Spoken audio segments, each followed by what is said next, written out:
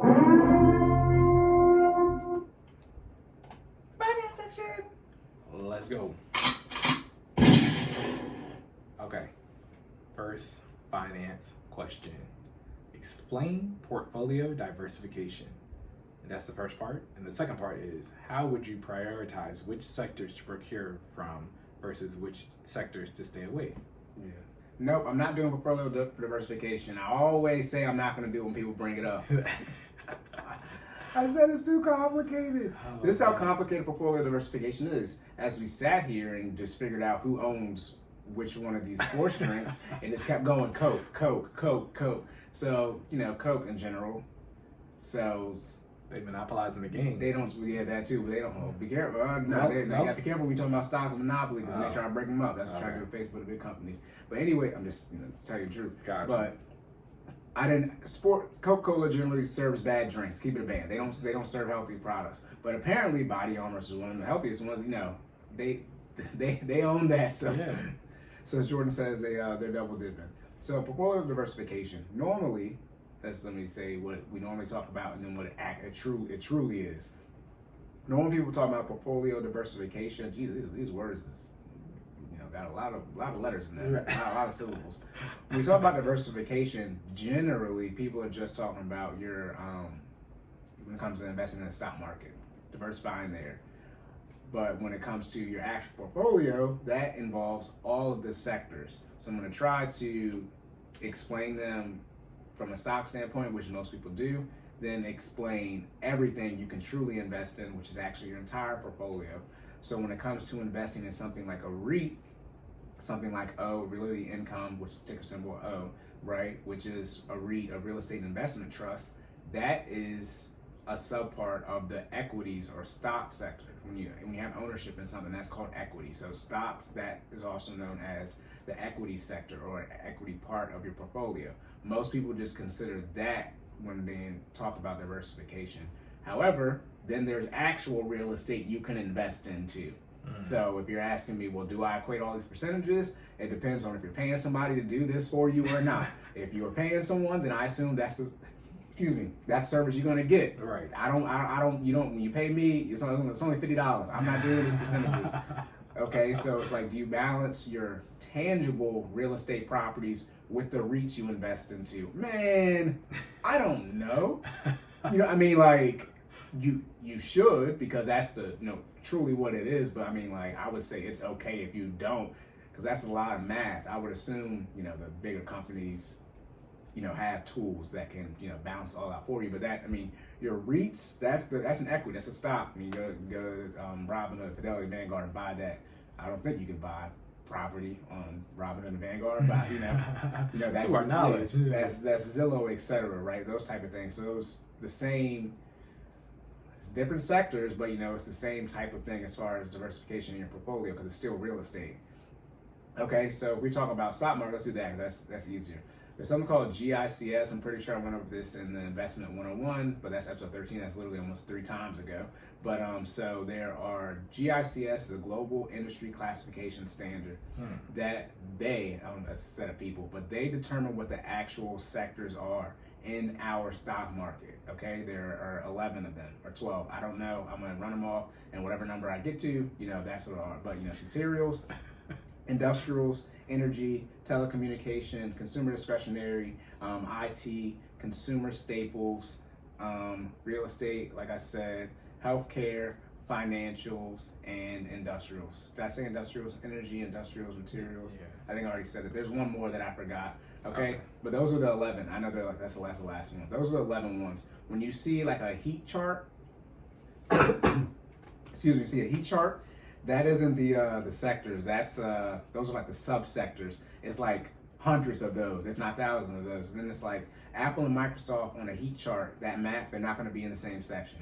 Okay, because Apple is like essentially in-home IT stuff versus Microsoft is more like corporate type of things. Who cares? Okay, that's just how they break that up. I'm talking about the GICS, the official one, the Wikipedia. When you actually look on these sites, when you talk about VGT, Vanguard's IT sector ETF, or VDIS, Fidelity's consumer discretionary sector ETF, those ones, okay, That's what I'm talking about right then and there. So Apple and Microsoft are both in the IT sector. Somebody like Tesla, they are in the consumer discretionary sector because they are technically a car company. However, they're a tech company, but the actual sector they are in is consumer discretionary. Mm-hmm. They're also there with Amazon, okay, and Nike, and Target, and Ford, and Starbucks, and McDonald's, okay? If there was a quiz for this would be the one that I, listen, talk about failing, because whatever you, yeah. Okay. You're not going to guess what, based off of the product, you would figure you'd be able to guess the sector, but they don't always align. Yeah, and Lowe's and Home Depot, okay? These, I don't know why they put these places there, right? But these are the particular sectors. So when it comes to diversification in the equities subpart, right, of your portfolio, this is what many people are talking about. You have those 11 sectors. So if you were to be evenly in them, right, that's 1/11, right? 1/11. So that's just under 10% that you would be if you would be evenly exposed into those. Obviously, you invest in what you understand.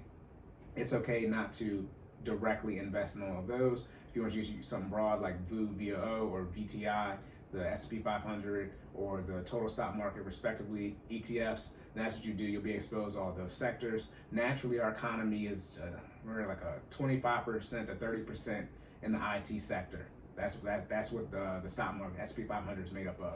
If you do something like QQQ, that's like 40. That's heavy in tech, so that's gonna be close to 50% tech.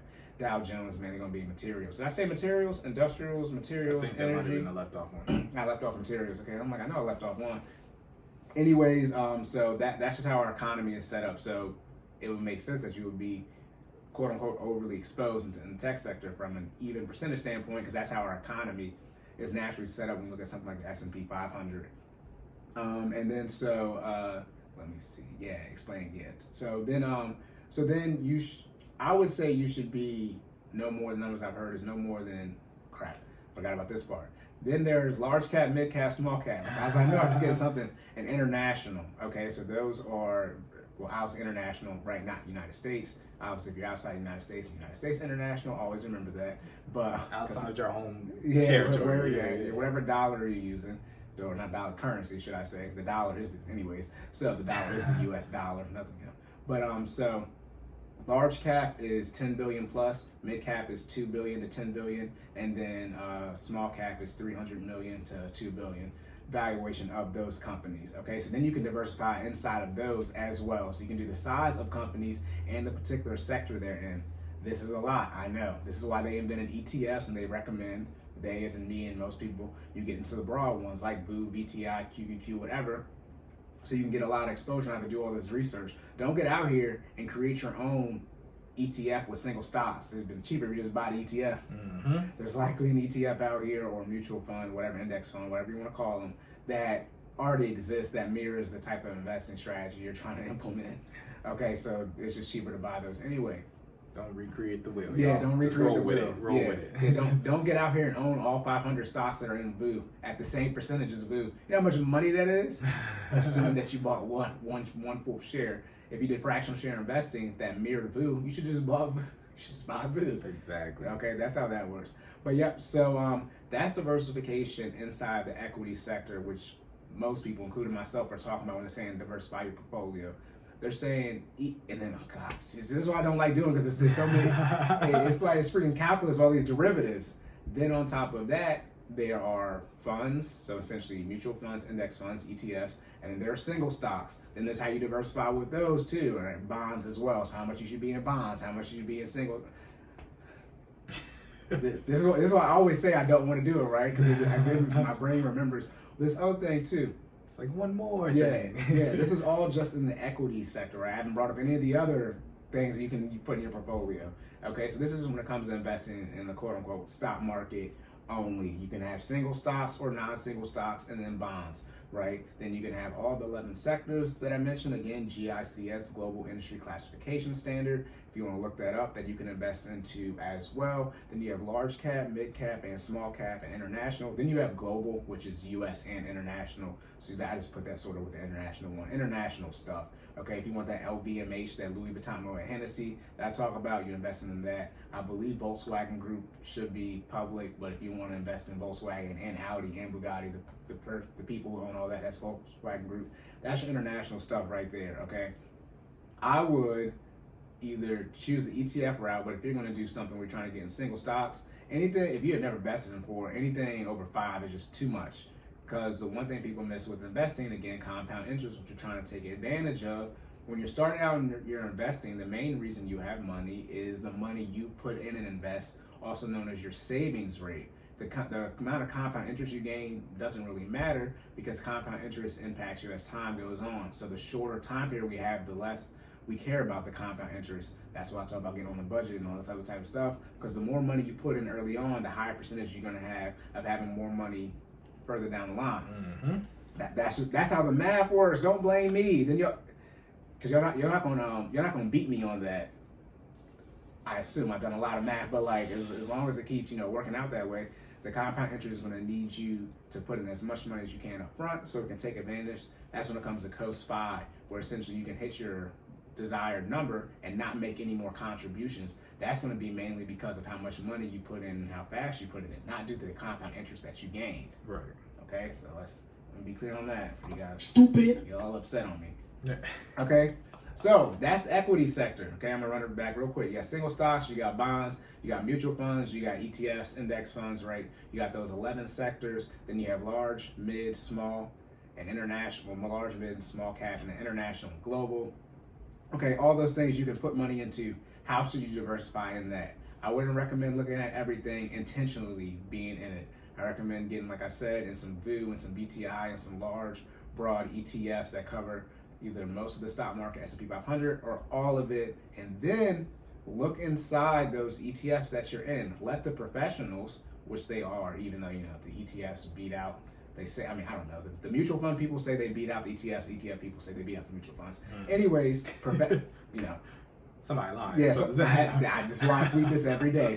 Y'all lie too much for me. Okay, but let BlackRock, Vanguard, Fidelity, those professionals at these investment places who have ETFs and mutual funds, you can look and see their positions. So look at these professionals and how they have allocations set up in these ETFs that you're in, and then pick those single stocks. In short, if you like tech, then you should get some QQQ. Then you should probably also get some Apple and Microsoft. That's just a simple logic. The great thing about Apple and Microsoft, it's also going to be in VU, it's also going to be in BTI. So you should probably get some Apple and Microsoft. Don't talk to me when Apple over $200 when the year close out. I need to be over $200. I'm not joking, but you know what I'm saying. It'll be put like this. It'll be there one day. I can promise you that. If it's not, it's going to be a significant issue. You're going to put on a different phone, et cetera, et cetera. But that's why people recommend you get into the ETFs, not only from the standpoint of getting your money growing and you get all of that diversification in your portfolio right then and there because you'll be in all these different sectors. Then you get to see what companies are actually driving your portfolio. And then those would be the companies that you would invest into. Obviously, do your research, et cetera, because single stocks are more risk than something like an ETF. Okay, so that's just equities. Fortunately, I am nowhere near well versed in the other ones. So because it's too many, it's gonna be a lot quicker. So then 2 minutes. So that's how much time I got too. All right, so the other sectors, and this is why I don't like doing this. Okay, so is cash. Okay, now cash is the cash or the currency of the country you were in. Okay, so if you got $10,000 in USD and you in Mexico, you now got $10,000 in international currency because now the asset is switching classes now. Okay, which is just a short answer for that. But you got cash. Then you have fixed income / bonds. I know I mentioned bonds with equities, but people you can buy. Right. Remember I was talking about the Reits, the real estate. Okay. I mean, this is not my fault. Okay, you got fixed income or bonds. Then I said you got the equity sector, right? Stocks. And then, because I have to shout out to Investopedia for this, then you have the next one, which is the last one. It's called alternative investments, which is everything I did not name. You put your crypto here, you put your real estate, et cetera, et cetera. Now, they're coming out with crypto ETFs. What do y'all want me to do? I'm out here in the world with you. Don't be asking me all these questions. Put your money in what you understand, because you can't afford the time to market. You can't afford to be out. And if you understand that stuff, then go. One more time. Put your money where?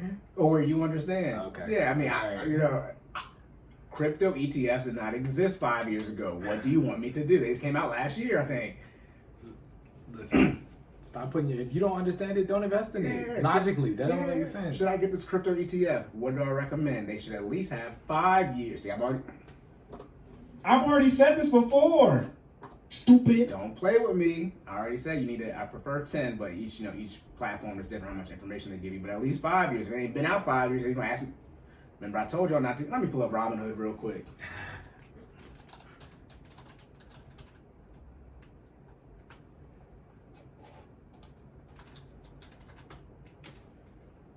How much is it? Let me see. Oh, let me see. Look, it's trying to be tricky with it. Robinhood down 63.78% all time. All time. And it only came out last year. I told y'all. Now let's be clear. They be playing on the internet. See, they be getting they pump up. All right, and that's Robinhood was on the internet. They was on my timeline about the first week, and since that first week, they've been going straight down. Now it's at 1273. Should I buy it? I mean, you think Robinhood gonna go out of business? No. Remember, I talk about Robinhood as a brokerage. Here, think about the simple logic. Can you invest in Vanguard or Fidelity? I don't even know if you can. So Robinhood is essentially that type of. Yeah. Also, too, if it's a brokerage, what do brokerages really have? What do brokerages really have, Jordan, in their portfolio?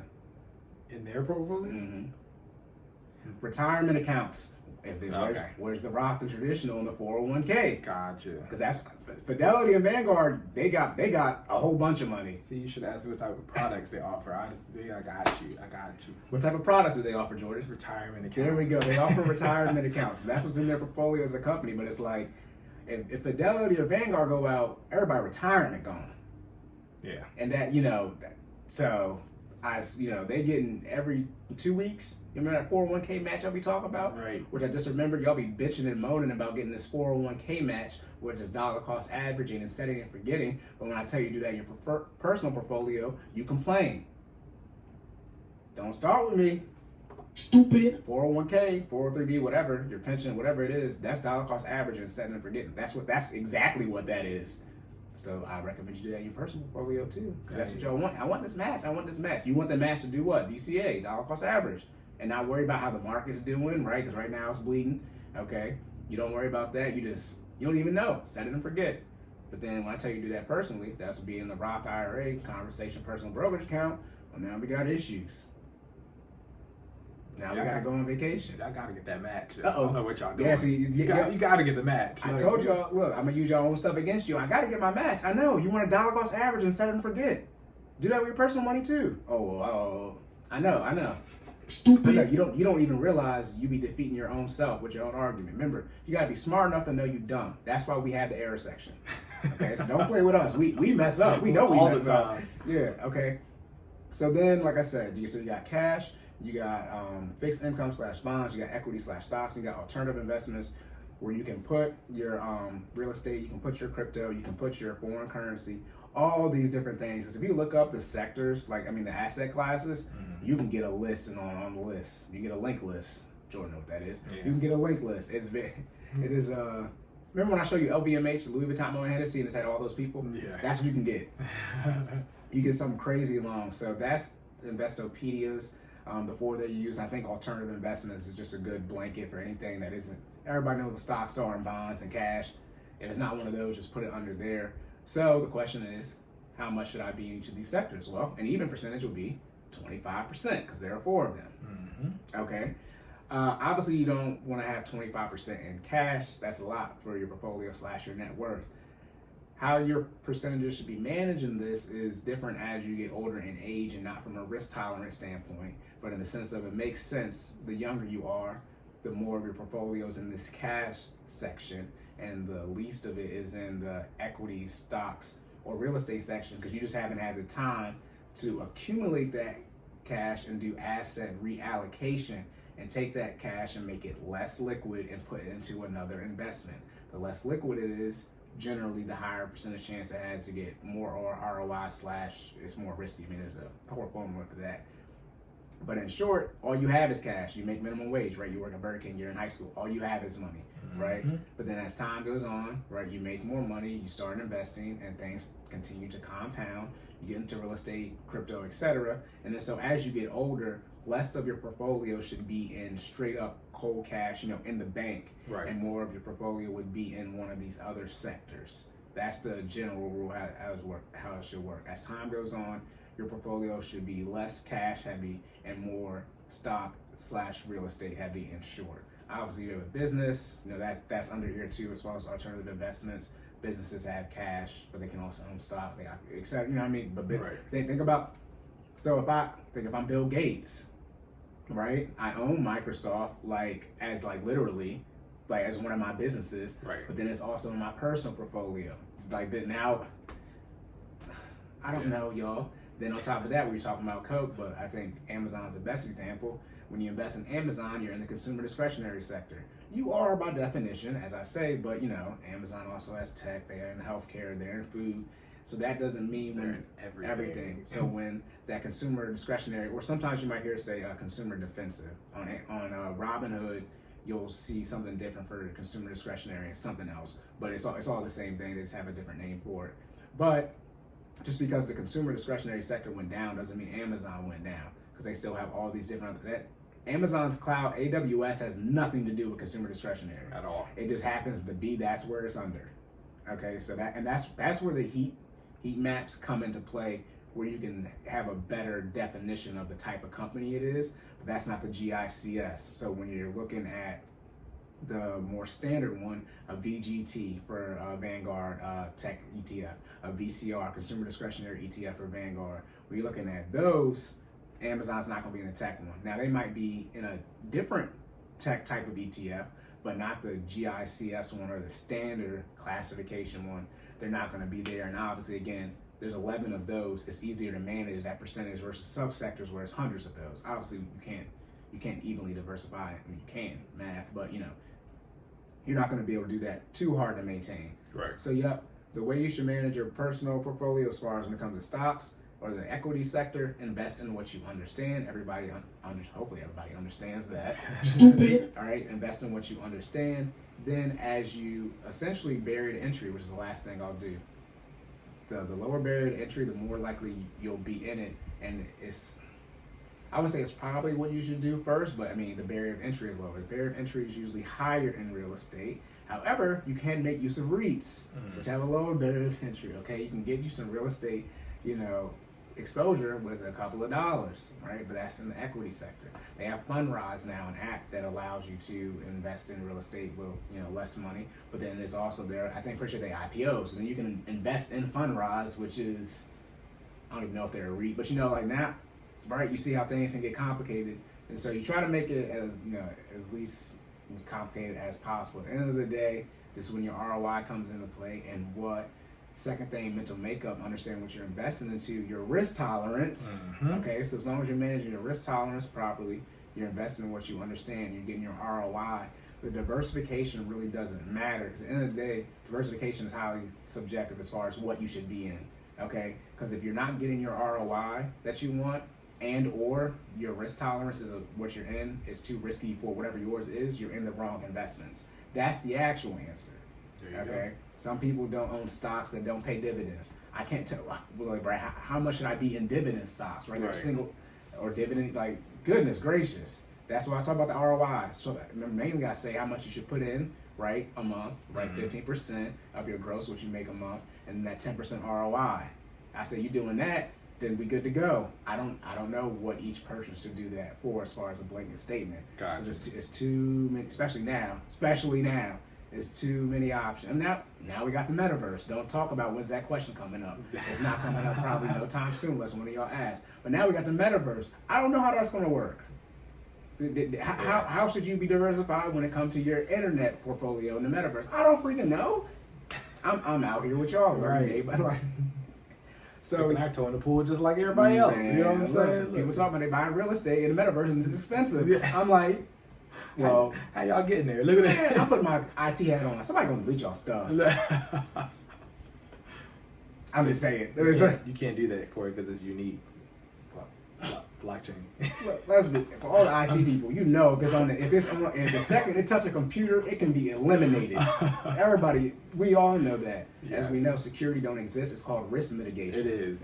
Listen, we shouldn't have said that. But for those who know, y'all know. I got a whole degree in cyber. Look, nothing is safe. They don't secure nothing no more. If it's online, nothing is safe. Gone.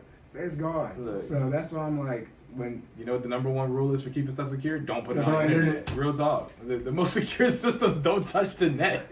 I forgot. See, Jordan had more. I did this security a little under a year because I got a degree in it. But it's like, yeah, they tell us like, in all honesty, if it's on here, we just got to make sure we do risk mitigation. We make sure when the breach happens, Right. we can say we did everything at that time. And the bad Exactly. guy, which is the case. But we can't have a vulnerability that's been out here for 5 years, not patched. Right. We can't do that. Yup. That's bad risk mitigation. Yes.